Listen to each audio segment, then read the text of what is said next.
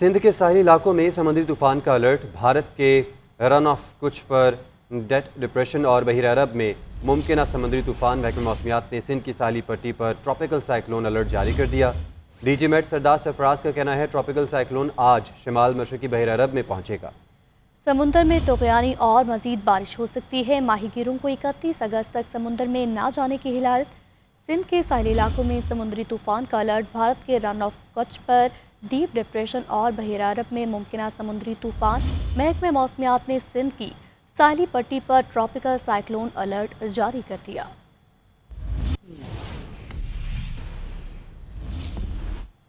Sindh monsoon के ताकतवर spell की लपेट में आ गया। कराची में वक्फे से कहीं हल्की तो कहीं तेज बारिश का सिलसिला जारी है। नशेबी इलाकों में पानी जमा, सड़कें तालाब का मंजर पेश करने लगी। मोटरसाइकिलें और गाड़ियां बंद, शहरियों को मुश्किलात का सामना। मुतादिद फीडर स्ट्रिप होने से कई इलाके बिजली से महरूम। बारिशों के बायस कराची में आज तमाम सरकारी और निजी स्कूल्स बंद रहेंगे।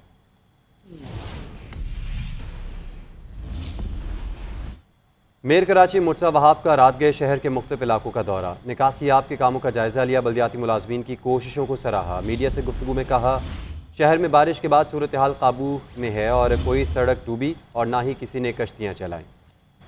शहर के बाद बारिश के बाद सूरत हाल काबू में है। शहर के तमाम अंडरपासेस और शाहराहें साफ हैं। जहाँ जहाँ पानी जमा है वहाँ वहाँ नकासी का अमल जारी है। गुलशन मुमार और मंगू पीर में कुछ मकामात पर मसाइल हैं। इंतजामी अमले की मौजूदगी पर उनका शुक्रिया अदा करता हूँ।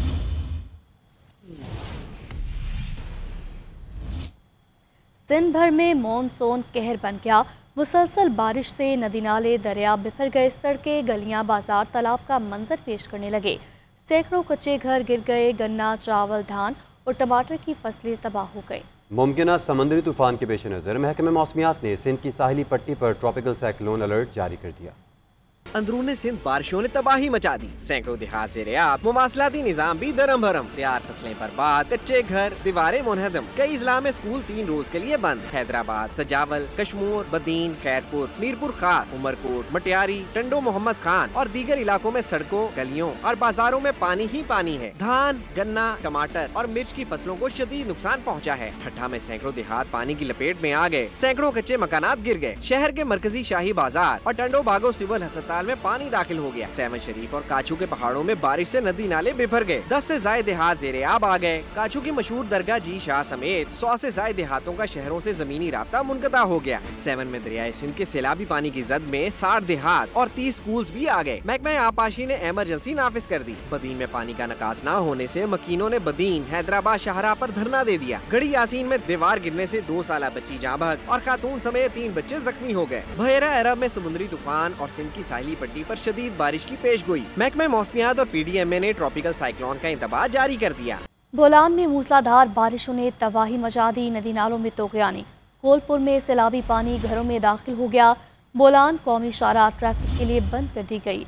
बोलान में मूसलाधार बारिशों ने तबाही मचा दी है। हर सू नदी नालों में तोग़यानी। कोलपुर में सैलाबी पानी घरों में दाखिल हो गया। बोलान कौमी शाहराह ट्रैफिक के लिए बंद कर दी गई।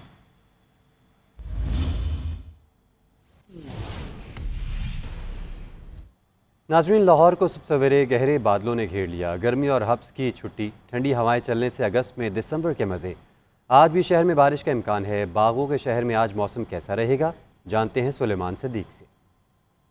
लाहौर शहर के मौसम की बात करें तो सुबह सवेरे ही शहर में बादलों का बसेरा है। ठंडी हवाओं का राज है। शहर में इस वक्त 15 किलोमीटर पर घंटे की रफ्तार से हवा चल रही है, जबकि नमी जो है वो 90% रिकॉर्ड की जा रही है। महकमा मौसमियात के मुताबिक शहर का मौजूदा दर्जा हरारत इस वक्त 27 डिग्री रिकॉर्ड किया जा रहा है, जो ज़्यादा से ज़्यादा 33 और कम से कम 26 रिकॉर्ड किया जाएगा। साथ ही महकमा मौसमियात का ये कहना है कि आइंदा 24 घंटों के दौरान लाहौर में बारिश का इम्कान है। लाहौर की बात करें तो PDMA की जानिब से भी ये कहा गया है कि 31 अगस्त तक पंजाब के मुख्तलिफ शहरों समेत लाहौर बारिश का इम्कान ज़ाहिर किया गया है। इस वक्त लाहौर का मौसम इंतहाई खुशगवार देखने को नज़र आ रहा है। ठंडी हवाएं चलने से शहरियों के चेहरे जो है वो भी खुशी से खिले हुए नज़र आ रहे हैं। शहरी जो है वो सुबह के औकात में खुशगवार मौसम के साथ जो है वो कामकाज की जानिब जाते नज़र आ रहे हैं और मौसम को भी इंजॉय किया जा रहा है। महकमा मौसमियात का ये कहना है कि आइंदा 24 घंटों के दौरान लाहौर में हल्की से दरमियानी दर्जे की बारिश का इम्कान ज़ाहिर किया रहा है। जी।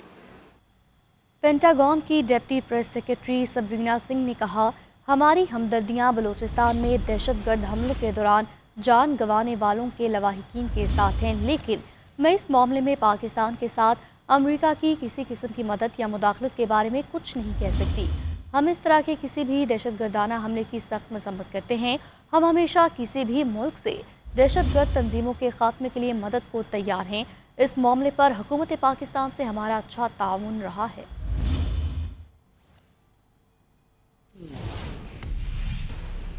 अमरीकी रियासत जॉर्जिया में डेमोक्रेट सदारती उम्मीदवार और नायब सदर कमला हैरिस के खिताब के दौरान फ़लस्तीनियों के हक़ में मुजाहिरीन ने गज़ा की सूरत हाल और फ़लस्तीनियों पर इसराइली मज़ालिम के ख़िलाफ़ एहतजाज किया।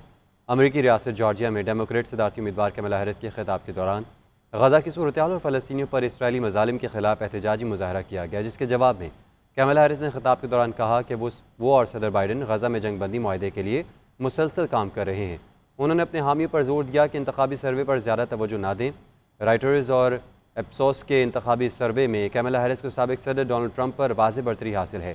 नायब सदर को 45 और ट्रंप को 41% वोटर्स की हिमायत हासिल है। वॉल स्ट्रीट जर्नल के सर्वे में कमला हैरिस को ट्रंप के मुकाबले में 1% की बढ़तरी हासिल है। अहम खबर शामिल करते हुए आपको बताएंगे, रेंजर्स और पुलिस का कच्चे के इलाके में ऑपरेशन। डाकुओं की पुलिस पर फायरिंग से एक पुलिस एहलकार शहीद, 2 जख्मी हो गए।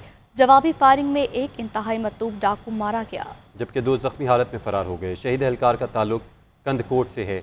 हलाक डाकू मुतादिद एफआईआर्स में नामजद था। सिंध रेंजर्स ने इलाके का मुहासरा करते हुए मजीद 6 मशकूक अफराद को भी हिरासत में ले लिया।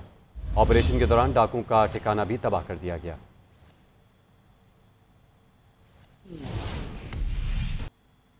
सियासी मंजरनामे से खबर शामिल करते हुए आपको बताएंगे, चेयरमैन पीपल्स पार्टी बिलावल भुट्टो जरदारी का कहना है, बिजली बिल में रिलीफ का फैसला समझ से बाहर है।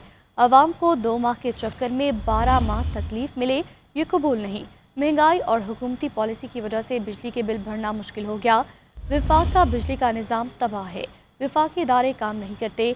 FBR का भी अपना काम ठीक नहीं। बिजली के बिल में FBR के टैक्सेस लगाए गए। वज़ीर आला सिंध सस्ती बिजली के लिए विफाक से बात करें। कराची में मुस्तहिक घरानों में सोलर पैनल तकसीम करने की तकरीब से खिताब करते हुए बिलावल भुट्टो ने कहा, सोलर स्कीम हमारे मंशूर का हिस्सा थी। मंशूर के मुताबिक आवाम को सोलर पैनल दे रहे हैं, तो दूसरी जमातों में भी गरीब आवाम को रिलीफ देने की सोच आई है। महंगाई के दौर में तनख्वाहदार तबके को रिलीफ देंगे।